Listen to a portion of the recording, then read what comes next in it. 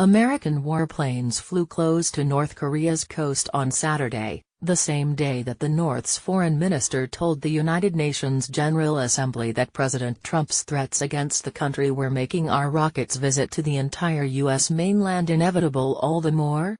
On Twitter, Mr. Trump responded to Foreign Minister Ri Yong-ho's speech with yet another threat. Saying he had heard Mr. Ri's speech, and using his recently coined nickname for the North's leader Kim Jong-un, Mr. Trump wrote, "If he echoes thoughts of Little Rocket Man, they won't be around much longer." Earlier Saturday, the Pentagon said the Air Force had sent B-1B bombers and F-15C fighters over waters north of the demilitarized zone separating the two Koreas, in response to what it called the North Korean government's reckless behavior.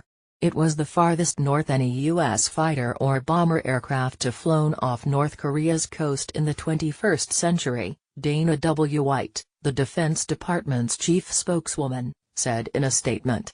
"This mission is a demonstration of U.S. resolve and a clear message that the president has many military options to defeat any threat," Ms. White added. Although B-1B bombers have flown near the demilitarized zone over land several times, this flight seemed intended to underscore American military strength to Mr. Kim, who has been engaged in a war of words with Mr. Trump. At the General Assembly on Saturday, Mr. Ri said that North Korea intended to have a nuclear hammer of justice against its rivals and boasted that it was a few steps away from the final gate of completion of the state nuclear force.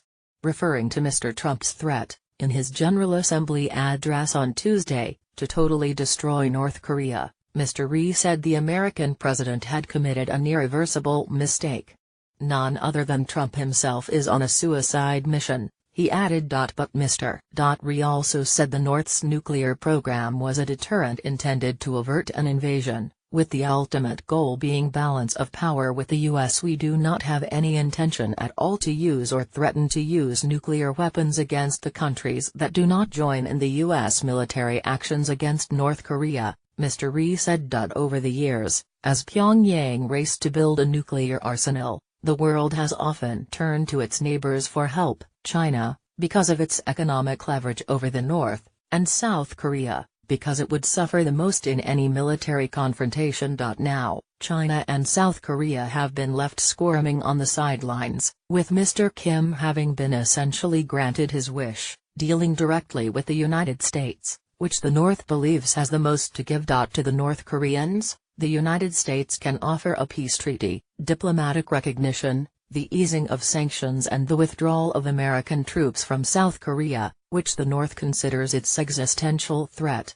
Since Mr. Kim came to power nearly 6 years ago, North Korea has accelerated its nuclear and missile tests to grab Washington's attention and to force negotiations on terms favorable to the North, according to South Korean intelligence officials and analysts who study Mr. Kim's motives.